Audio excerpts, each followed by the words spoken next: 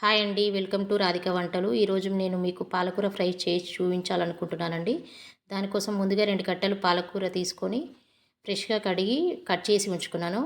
దానికోసం 10 వెల్లుల్లిపాయలు తీసుకొని ఈ విధంగా క్రష్ చేసి ఉంచుకోవాలి. ఇప్పుడు స్టవ్ వెలిగించుకొని ఒక కడాయి పెట్టుకొని అందులో 1 టేబుల్ స్పూన్ ఆయిల్ వేసుకుంటున్నాను. దాంట్లో హాఫ్ టీ స్పూన్ జీలకర్ర వేసుకోవాలి. అదేవిధంగా వెల్లుల్లిపాయలు వేసుకుంటున్నాను. కొంచెం కరివేపాకు, కొంచెం పసుపు వేసుకోవాలి. ఇప్పుడు కట్ చేసి ఉంచుకున్న పాలకూర వేసుకుంటున్నానండి. అంతా ఒకసారి కలుపుకోవాలి.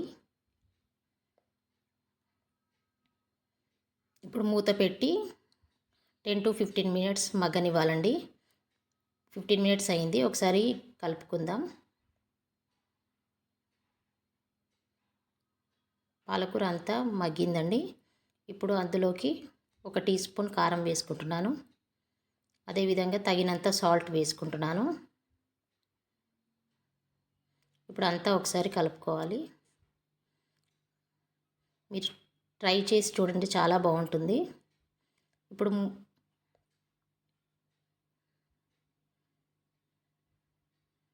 మూత పెట్టి మరో 5 నిమిషాలు ఉంచుదామండి. ఇప్పుడు 5 మినిట్స్ అయిపోయింది.